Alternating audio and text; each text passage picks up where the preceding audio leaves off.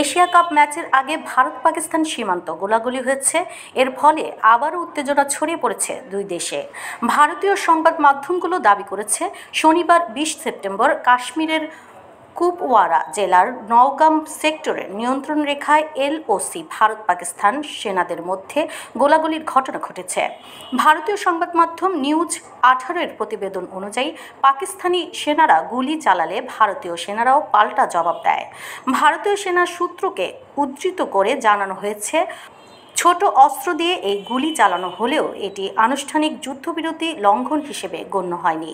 তবে কোনো হতাহতের ঘটনা ঘটেনি। এ বিষয়ে ভারত বা পাকিস্তানের পক্ষ থেকে এখনও আনুষ্ঠানিক কোনো বিবৃতি দেওয়া হয়নি।